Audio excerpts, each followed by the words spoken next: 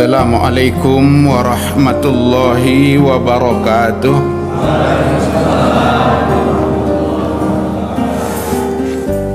Alhamdulillahi rabbil alamin, wa bihi nasta'in ala umurid dunya waddin. Ashhadu an la ilaha illallah wahdahu la syarika lah, wa ashhadu anna Muhammadan abduhu wa rasuluh la nabiyya ba'dah. Allahumma salli wa sallim ala rasulillah wa ala alihi wa ashabihi ajma'in. Rabbi shrah li sadri wa yassir li amri wahlul 'uqdatam min lisani yafqahu qawli, amma ba'd. Bapak-bapak, ibu-ibu jemaah salat maghrib Masjid Al-Munawwarah yang saya muliakan, pertama kita tidak lupa bersyukur kehadrat Allah Subhanahu wa ta'ala. Alhamdulillah masih diberinya kita berbagai nikmat, kesehatan dan kesempatan, terutama iman, sehingga dapat bertemu kembali di masjid yang mulia ini guna melaksanakan ubudiyah kita kepada Allah, sarana untuk mendekatkan diri, mengharap rahmat dan kasih sayangnya. Mudah-mudahan seluruh rangkaian amal ibadah yang kita laksanakan ini menjadi amal ibadah yang berterima di sisi Allah Subhanahu wa ta'ala. Salawat seiring salam kita pohonkan kepada Allah, semoga senantiasa tercurah buat junjungan kita Nabi besar Muhammad sallallahu alaihi wasallam dengan ucapan Allahumma salli wa sallim wa barik ala sayyidina Muhammad wa ala ali sayyidina Muhammad. Dengan seringnya kita bersolawat kepada Nabi, mudah-mudahan di yaumil akhir kelak kita semua mendapat syafaat dari beliau. Amin ya rabbal alamin. Kaum muslimin dan muslimat, tamu-tamu Allah, semoga senantiasa dirahmati oleh Allah. Saat ini kita sudah kembali berada di bulan Rajab, bulan yang dimuliakan Allah. Hampir separuh Rajab barangkali sudah kita jalani. Habis Rajab nanti masuk Sya'ban. Selesai Sya'ban berjumpa kembali dengan bulan suci Ramadan, bulan yang dinanti-nanti kedatangannya orang-orang yang beriman. Mudah-mudahan doa kita diijabah Allah yang sering didoakan oleh umat Islam. Allahumma barik lana fi Rajab wa Sya'ban wa ballighna Ramadan. Ya Allah, berkahilah kami lewat bulan Rajab dan bulan Sya'ban, sampaikanlah kami ke bulan suci Ramadan. Mudah-mudahan Allah ijabah doa tersebut, disampaikan Allah kita ke bulan Ramadan yang mulia itu. Memang alhamdulillah nampaknya jemaah Munawwarah ini masih sampai ke Ramadan kayaknya ini. Tapi tidak jaminan doh Pak, kalau ada nanti yang pulang jangan pula dituntut saya. Ini sepertinya itu ajal itu kan kehendak Allah itu Pak. Nggak bisa ditentukan. Yang saya bilang itu sepertinya, kayaknya belum ada yang mau berangkat sebelum Ramadan nampaknya ini. Ya mudah-mudahan disampaikan Allah dapat. Ini aja ada syukur kita ini Pak, masih diberikan Allah umur ke kita. Saya tidak bisa bayangkan Pak, kalau sempat tahun kemarin kita dipanggil Allah, seperti apalah nasib kita di kubur itu. Saya tidak bisa bayangkan Pak. Sementara saudara kita udah banyak yang dahulu dipanggil Allah, kadang lebih muda dari kita lagi berangkat. Kalau kita dipanggil Allah lah 3 bulan yang lalu, kayak apalah kita di alam kubur itu Bapak dan Ibu. Masih syukurlah Pak dikasihnya kita hidup, masih bebas dalam hidup ini melaksanakan kegiatan kita. Masih enak Bapak makan lontong sama bakwan pagi-pagi, masih enak Bapak minum kopi ginseng, ibu-ibu pun masih enak makan lotek, masih bisa jumpa dengan kawan, makan dengan enaknya. Ini nikmat yang sangat luar biasa ini, Pak. Tidak bisa ini ditebus dengan harta, karena sebanyak-banyak harta itu, kalau sudah dicabut Allah hayatnya itu, putuslah hubungan dengan harta.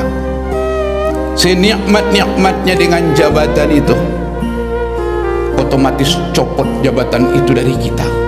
Apalagi yang hendak kita bawa? Tapi rela atau tidak rela, Pak, setuju atau tidak setuju, masa itu pasti kita jumpai. Oh pasti, tidak ada satupun yang lepas dari mati. Karena itulah sering-seringlah kita renungi ini. Kata Nabi, wa kafa bil mauti wa'izah, cukuplah dengan kematian itu pelajaran yang sangat berharga. Kenapa? Kalau di dunia ini, Pak, masih banyak kawan musyawarah, masih banyak kawan tukar pikiran, masih ada teman minta tolong. Coba, ada masalah, banyak kawan musyawarah jamaah al-munawwaroh, lapar ndak punya nasi, pergi ke tetangga minta makan, kasihnya itu, Pak. Kebanjiran basah semua pakaian, minta tolong sama teman, pinjami atau minta pakaian, dikasihnya, Bu. Pegal-pegal ibu, tolong mas, aku si balsam dulu ini, pegal ini, dihapusi suami ibu itu, Bu. Bapak kurang enak badan, tolong deh masakkan nasi goreng agak pedas ya, berkeringat saya, dimasakkan istri, Bu. Tapi kalau sudah masuk ke kubur itu, Pak, musyawarah dengan siapa kita? Minta tolong sama siapa kita? Tukar pikiran sama siapa kita? Yang kita banggakan di dunia ini selesai sudah. Harta yang banyak tinggal, kawan akrab berangsur sirna lah itu kesetiaannya. Anak yang begitu kita sayangi, mulailah dia lupa dengan keadaan kita. Disinilah baru terjawab, Bu, wa mal hayatud dunya illa mata'ul ghurur. Kehidupan dunia perhiasan yang menipu, perhiasan yang menipu ini, Pak. Karena itulah sebelum berangkat, tidak ada kawan yang setia kecuali Allah. Dia cuma teman yang abadi, pertolongan dia cuma yang kekal, kasih sayangnya cuma yang tidak ada akhirnya, pemberiannya cuma yang tidak ada sudahnya. Dialah teman setia dunia dan akhirat. Karena itu kita manfaatkan, Pak, kesempatan yang sangat singkat ini untuk mendekatkan diri ke Allah. Karena waktu kita tidak lama ini, Pak, sebentar ini, Bu. Tidak lama waktu kita di dunia ini. Sampai Allah bersumpah, Pak, atas nama masa, wal asri. Waw itu tata bahasa Arabnya huruf qasam ini, huruf sumpah itu. Bersumpah Allah atas nama masa, demi masa. Kenapa Allah bersumpah atas nama masa? Yang pertama karena sedikitnya waktu kita di dunia ini. Yang kedua karena hebatnya pengaruh waktu yang singkat ini pada alam yang berikutnya. Salah-salah pemanfaatan waktu yang sangat singkat ini fatal akibatnya. Tapi kalau siap kita manfaatkan waktu yang sedikit ini, luar biasa Allah siapkan balasannya. Sangat luar biasa ini pengaruh yang singkat ini. Tidak lama kita hidup di sini, Pak. Paling berapa tahun lah? Kira-kira berapa tahun? Hah? Rencananya? Tidak, seandainya bisa lah berencana. Seandainya bisa berencana, berapa lah rencananya kira-kira? Alah, paling-paling lah, Pak, 70 sampai 80 tahun. Kalau sudah lebih 80 tahun, khawatir kita lebih banyak mudarat dari manfaatnya. Kita menderita, anak kita susah merawat kita. Makanya kalau sudah 80, berangkat aja lah, Pak. Lebih aman lah itu. Tapi sebelum berangkat, persiapkan dulu. Nah, itu yang utama. Waktu ini tidak lama, paling 75 tahun, 80 tahun. Ibu protes, kenapa Ustadz bilang 80 tahun itu singkat, Ustadz? Ustadz, lama dulu 80 tahun itu. dibilang singkat 80 tahun itu, Bu, perbandingannya yang akan datang. Kesana perbandingannya. Kalau kita bandingkan dengan 20 tahun, lama pula yang 80 tahun. Tapi kalau perbandingannya yang akan datang, sangatlah sedikitnya hidup di dunia ini. Berapa lama rupanya kalau sudah meninggalkan dunia, masuk kubur, merujuk kepada ucapan Rasul, selama masih ada orang yang mengucap Allahu Akbar, dunia belum dikiamatkan 7.000 tahun lagi. Berarti kalau mati kita sekarang, minimal dikubur itu 7.000 tahun. 7.000, Pak. Karena sekarang jangankan Allahu Akbar, yang sholat pun masih banyak, Pak. Walau lebih banyak yang tidak sholat, tapi yang sholat masih banyak, Pak. Kumandangan Allahu Akbar masih bergema dari rumah-rumah ibadah. Berarti mengingat ucapan Nabi tadi, kalau mati kita sekarang, paling tidak dikubur itu 7.000 tahun. Berbangkit, tidak selamanya pula dikubur itu, Pak. Summa yuhyikum, kata Allah, kemudian dihidupkannya kamu kembali, masuk alam akhirat. Di akhirat itu berapa lama pada fase yang keempat ini? Dari berbagai sumber hadis Nabi, minimal di akhirat itu 10.000 tahun. Karena dalam sebuah ungkapan Nabi berkata, begitu berbangkit manusia dari alam barzah, alam kubur, masuk mengawali akhirat, mahsyar namanya. Mahsyar, tempat berkumpul seluruh manusia. Tidak beranjak kaki seseorang dari mahsyar itu 1.000 tahun lamanya, karena penyelesaian habalum minan nas. 1.000 tahun itu, Pak. Apa gunanya menyelesaikan hubungan dengan manusia yang belum terselesaikan waktu hidup di dunia? Selesaikanlah, Pak. Selesaikan. Utang di warung dulu belum dibayar, mati kita tidak dibayar ahli waris pula. Carilah ibu warung itu, bayar utang di sana. Apa bayarnya, Ustaz? Pahala. Dipinjam dulu sendal kawan, tidak dipulangkan sampai mati. Carilah pemilik sendal itu, pulangkan sendal dia. Pernah pinjam uang dulu sama tetangga, karena pindah dia tidak ingat bayarnya, carilah tetangga yang pindah itu. Wajib, Bu. Pernah dulu di kampung, pergi ke ladang, ambil rambutan orang 2 tangkai waktu muda, carilah pemilik rambutan itu. Arisan ibu-ibu dulu, pernah ibu ikut arisan nomor 2, sudah nari, ibu itu tidak datang-datang lagi dia. Carilah anggota arisan itu, bayar. Makanya sampai 1.000 tahun itu, Pak, yang paling susah menurut akal kita nanti penyelesaiannya korupsi. Itu berbahaya itu, Pak. Kalau cuman utang piutang, paling kawan akrab, teman sekampung atau teman sejamaah, itu cuman yang mau kita cari. Tapi kalau korupsi itu, Pak, korupsi kita, dana APBD Kota Pekanbaru 500 juta. Nanti di akhirat carilah seluruh rakyat Pekanbaru waktu itu, bagi yang 500 juta itu, bagi rata dengan seluruh warga Pekanbaru. Jangan ada yang tidak kebagian, ada haknya di situ. Berapa lama cari itu, Pak? Itu baru Pekanbaru. Kalau korupsi pula dia tingkat nasional, carilah seluruh rakyat Indonesia, bagi rata yang 2 miliar itu yang dibelikan ke Pajero warna hitam itu. Umpama ini mobil Pajero-nya udah hancur dihantam kiamat, tinggal utangnya yang wajib dibayar. Makanya Rasul berkata, di hari mahsyar itu banyak orang yang jatuh pailin. Berbangkit dia di mahsyar masih banyak pahalanya, tapi kira urusan dengan orang banyak pula, bayar, habis pahala itu, habis. Urusan belum selesai, masih banyak yang nuntut. Apa bayarnya demi keadilan?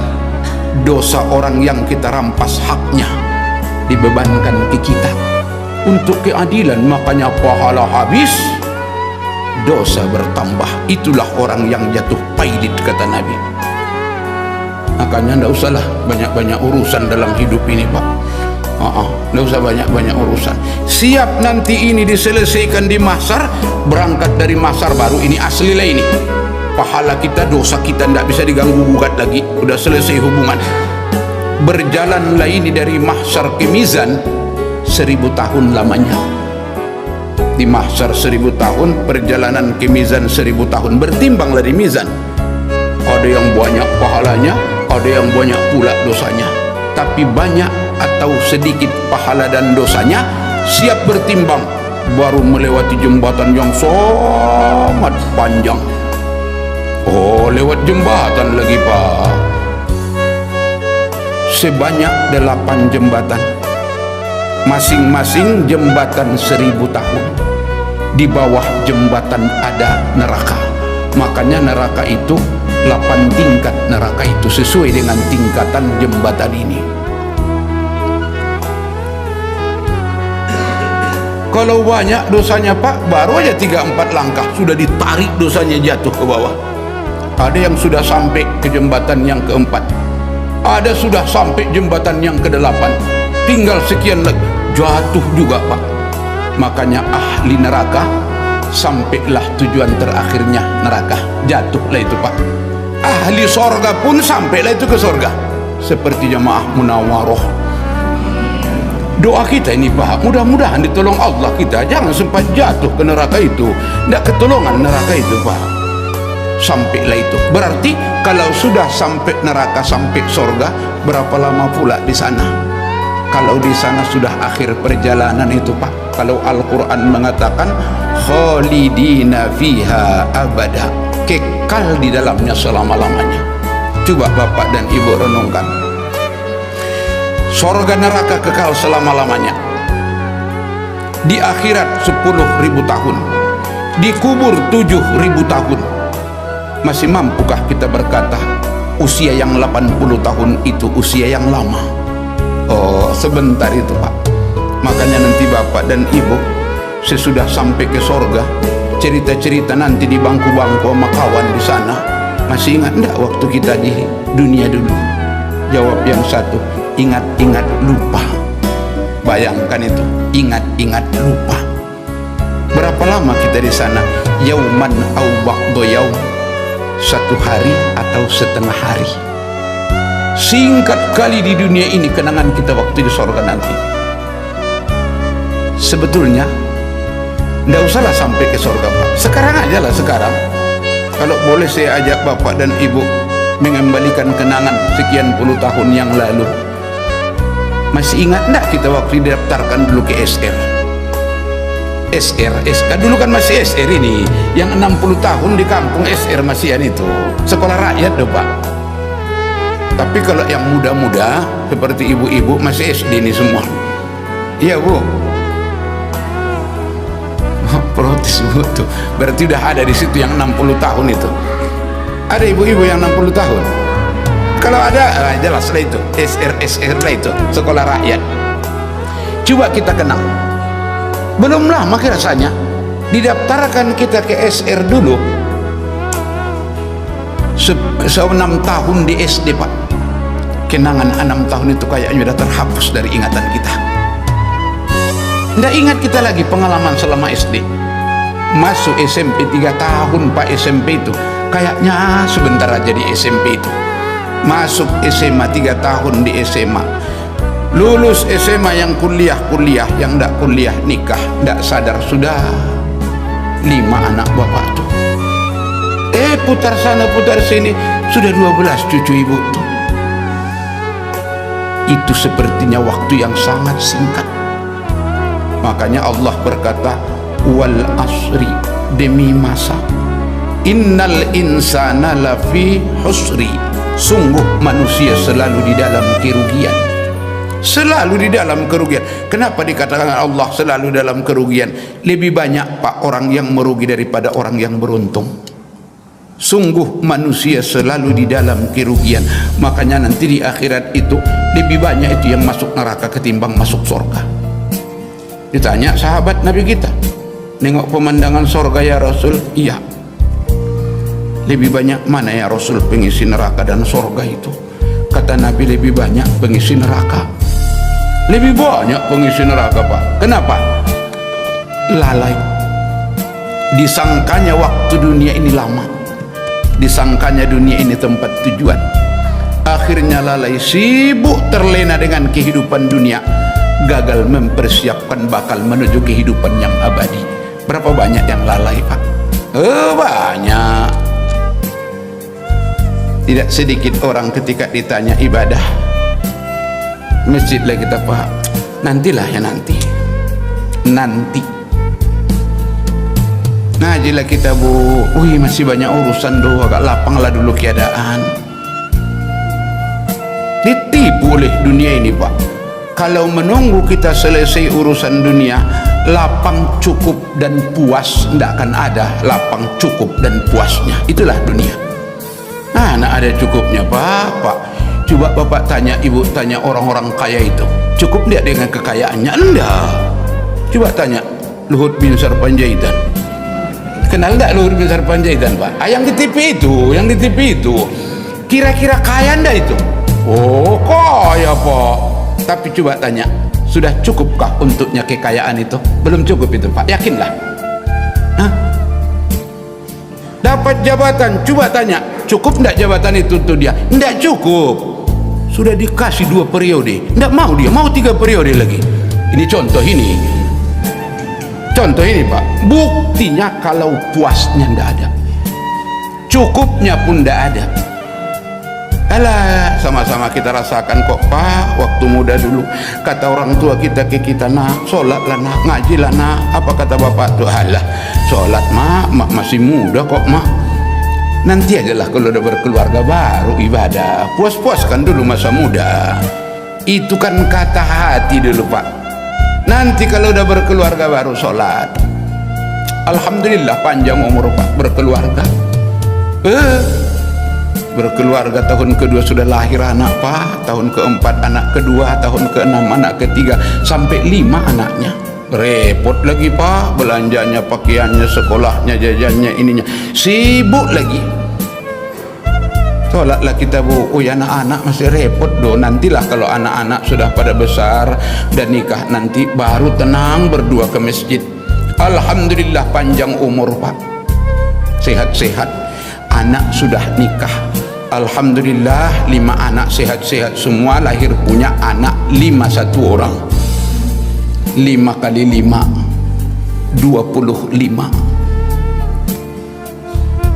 Bu, lebih repot mana, Bu, dibuat anak sama dibuat cucu? Sulit jawabnya, Bu. Memang sulit jawabnya itu, karena di rumah saya tengok, Pak, kalau bangun cucu, bukan mamaknya yang bangun duluan, neneknya yang bangun dulu. Neneknya yang bangun dulu itu. Hebatnya cucu itu.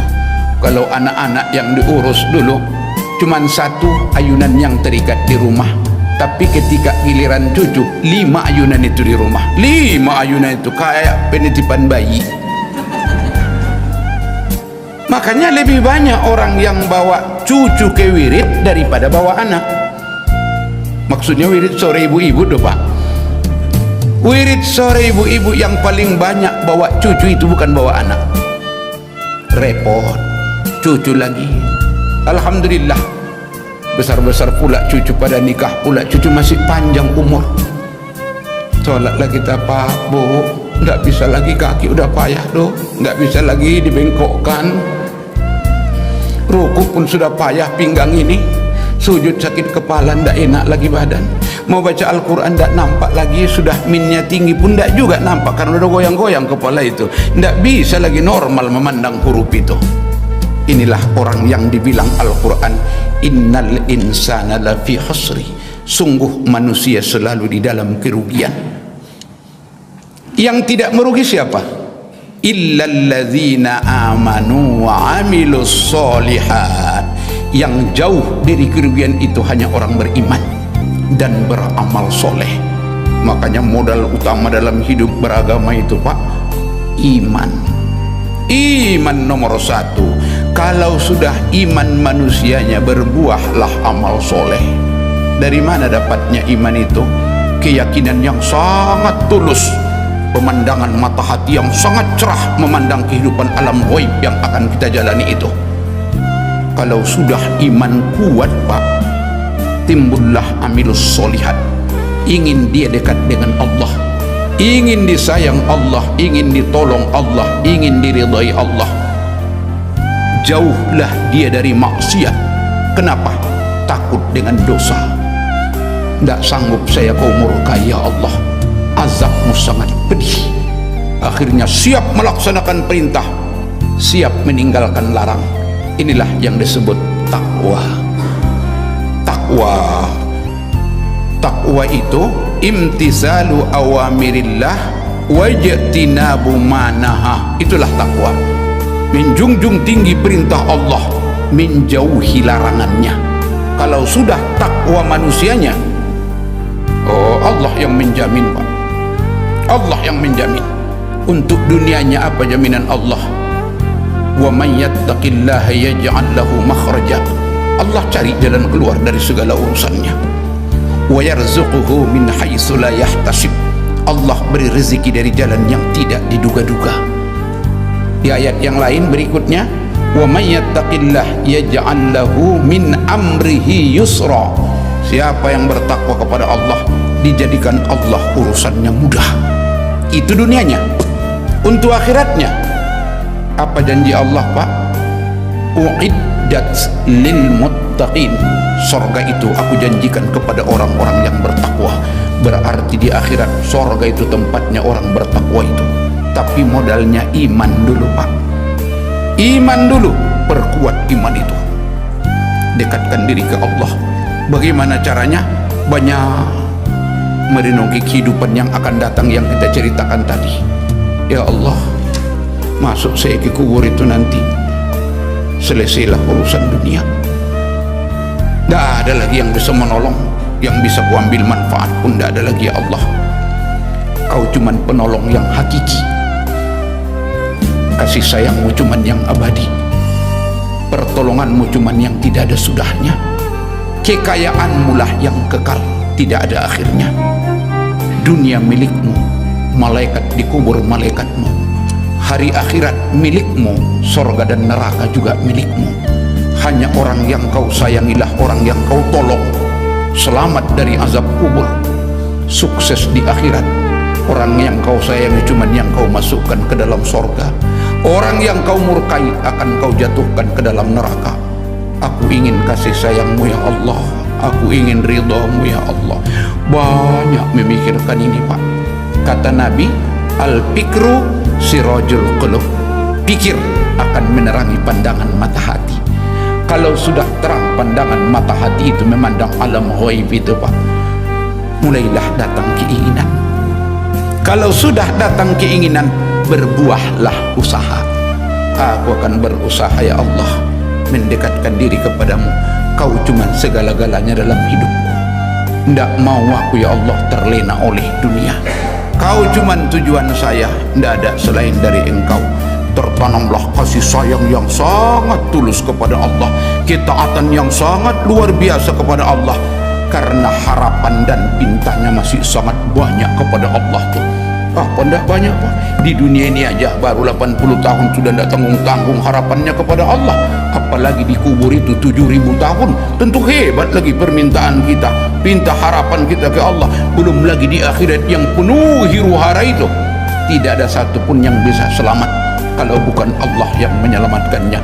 Wa tu'izzu man tasha wa tuzillu man tasha. Dialah memuliakan orang yang dikehendakinya, dia pula menghinakan orang yang dikehendakinya. Akhirnya tertanamlah cinta dan kekaguman kepada Allah. Kalau sudah Allah cintanya nomor satu Pak, aman Pak, aman. Kalau sudah Allah cintanya nomor satu, kepatuhannya kepada Allah tak mampu dihalangi oleh urusan dunia.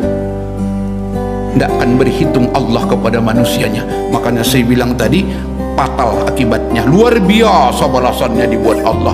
Matinya pun enak orang yang seperti itu Pak, enak. Dah pala susah dia mati. dikubur menjadi tamu Allah itu Pak.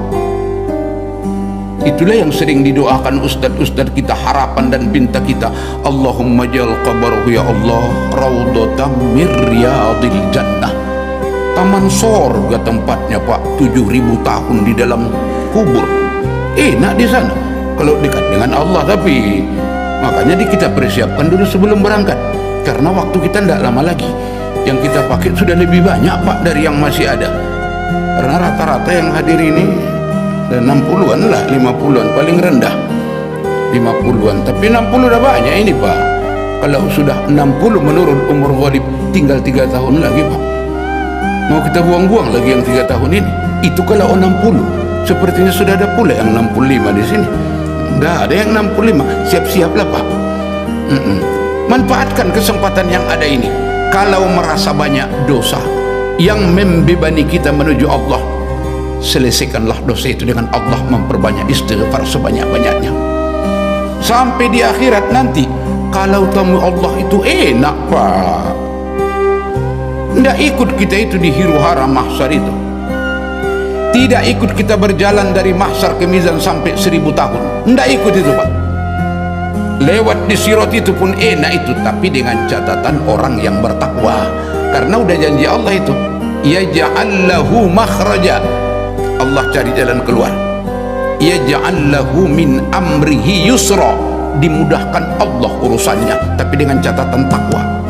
Kalau orang hiru hara di mahsyar itu, kalau ibu itu yang bertakwa itu, langsung dijemput malaikat itu Pak. Dijemput malaikat. Tanda malaikat itu tamu Allah itu, langsung dijemputnya dari mahsyar itu. Soab berangkat ke tribun kehormatan yang bernama di bawah nauman aras. Yauma la zilla illa zilluh, hari itu tidak ada naungan kecuali naungannya. Dijemput malaikat itu Pak, karena dia tanda itu. Apa tandanya? Bersinar wajahnya, cantik mukanya. Apa penyebabnya itu sehingga cantik wajahnya di hadapan Allah? Yang pertama, bekas-bekas air wudhu. Ini menyinari wajah ini Pak, bekas-bekas air wudhu. Yang kedua, banyaknya zikir la ilaha illallah. Itu juga menjadi nur itu Pak di wajah orang-orang beriman. Kemudian yang ketiga, min asaris sujud, bekas sujud yang merendahkan diri di hadapan Allah. Makanya diajarkan Rasulullah yang 3 ini kekalkan dalam hidup. Kekalilah air wudhu. Andai kata kita sholat walaupun masih wudhu, perbaharuilah wudhu. Itu ajaran Nabi itu. Kemudian banyak-banyaklah berzikir. La ilaha illallah itu akan membuahkan nur nanti di wajah orang-orang yang beriman. Kemudian yang ketiga, simahum fi wujuhihim min asaris sujud, terpancar dari wajah-wajah mereka dari bekas-bekas sujud. Karena itulah Bapak dan Ibu, jangan buru-buru kali sujud, jangan buru-buru kali. Panjangkan sujudmu kata Nabi. Lamakan sujud, itulah rukun yang panjang di dalam sholat. Makanya kalau orang dalam sholat, setidak-tidaknya 5 dan 7 tasbih itu ketika sujud, ketika sholat sendiri. Tapi kalau berjemaah, minimal idealnya 3 kali. Kenapa? Karena kata Nabi, apabila kamu mengimami manusia, fal yukhaffif, ringankanlah dari 5 atau 7 menjadi 3. Wa in kana munfaridan falyutawwil ma syaa, kalau kamu sholat sendiri panjangkanlah berapa maumu kata Nabi. Cuman kadang-kadang imam terlalu pendek pula, karena dibilang Nabi kalau kamu mengimami orang ringankanlah. Allahu Akbar, subhanallah, Allahu Akbar. Cepat kali pula, tidak sempat kawan baca tasbih. Alah, banyak sekarang begitu Pak, mengatasnamakan fal yukhaffif, diringankannya semua. Udah banyak ku tengok sesudah sholat pun, ilahi rabbi anta subhanallah subhanallah subhanallah percis 15 kali, subhanallah alhamdulillah alhamdulillah alhamdulillah alhamdulillah 15 kali, Allah Akbar 15 kali. Sesudah sholat saya tanya, ya kalau mau zikir kita sempurnakanlah 33 kali seperti pesan Rasulullah. Oh, harus diringankan Ustadz karena kita imam. Mengatasnamakan meringankan, jangan pula terlalu ringan kali. Makanya ketika sujud panjangkan. Itulah rukun yang panjang di dalam sholat. Karena apa? Karena inilah yang membuat nur nanti di hadapan Allah. Tanda bagi malaikat yang diucapkan Allah di dalam Al-Quran. Apa kata Nabi? Yauma tabayyaddu wujuhu wa taswaddu wujuh. Pada hari itu ada yang putih bersih wajahnya, ada pula yang hitam kelam wajahnya. Kenapa? Putih, inilah sebabnya tadi. Inilah sebab. Kenapa pula hitam wajahnya? Itu gambaran dosa-dosanya. Makanya Bapak dan Ibu, kalaupun putih wajah sekarang, jangan sombong dulu, tidak lama itu selesai loh itu. Kalau udah masuk ke tanah itu, bosok Pak muka yang indah itu. Tapi walaupun hitam wajah kita, jangan berkecil hati Pak, tidak lama itu. Nanti puncaknya ketika berbangkit. Kalau berbangkit wajahnya sudah indah, alhamdulillah, kita ucapkan syukur puji kepada Allah. Akan indahlah wajahnya itu sampai nanti ke dalam sorga. 10.000 tahun indah wajahnya di akhirat itu, di sorga selama-lamanya. Tapi kalau hitam wajahnya itu Pak, dibakar dulu. Apa yang membuat wajahnya itu hitam? Sama dengan besi yang berkarat itu. Sementara besi yang berkarat mau dibikin parang, bagaimana prosesnya dibuat tukang besi itu Pak? Pahamlah kita, tidak ceritakan, tidak pahamlah kita itu. Dibakar dulu, udah dibakar merah Pak, letakkannya di besi yang besar, kepang. Tidak cukup loh sekali bakar lagi, hantam lagi. Seperti itulah nanti orang-orang yang ingkar dengan syariat agama Allah, walaupun dia muslim. Kalau dosanya sudah berkarat, tak mau memohon ampunkannya, digilas dulu di neraka itu. Inilah yang sering saya ungkapkan. Sebelum malaikat yang membersihkan dosa kita di neraka, selesaikanlah Pak. Sama-sama kita berusaha. Mudah-mudahan dosa kita yang pernah kita lakukan, karena tidak ada orang tidak berdosa Pak. Walaupun alim-alim Jemaah Munawwarah, ada dosanya itu Pak. Ada. Cuman Jemaah Munawwarah sikit-sikit dosanya, itu aja bedanya. Kalau orang lain banyak-banyak Pak. Oh, Jemaah Munawwarah insya Allah tidak banyak-banyak tuh. Karena sering kita bertaubat Bu. Setiap sholat berapa kali kita bertaubat. Ketika sholat sunat taubat lebih banyak lagi istighfar kita. Ini istighfar kita. Tentu Allah tidak menyia-nyiakan usaha hamba yang dikerjakannya. Ya diampuninya juga tuh Pak. Dibanding dengan orang yang tidak pernah beristighfar, dosa tiap hari. Inilah yang akan membawa kenangan pahit di hadapan Allah Subhanahu wa Ta'ala. Jadi karena itu, tidak lagi lama lagi Ramadan, sama-sama kita persiapkan diri, iman, semangat tinggi untuk mempersiapkan nafkah rohani, usaha yang kuat untuk mengikis dosa. Mudah-mudahan nanti di Ramadan itu sempurna amal ibadah kita diterima Allah Subhanahu wa Ta'ala. Ini yang dapat saya sampaikan di hadapan Bapak dan Ibu untuk menyegarkan ingatan kita, memperdalam dan memperkuat iman kita, karena iman itu yazid wa yanqus.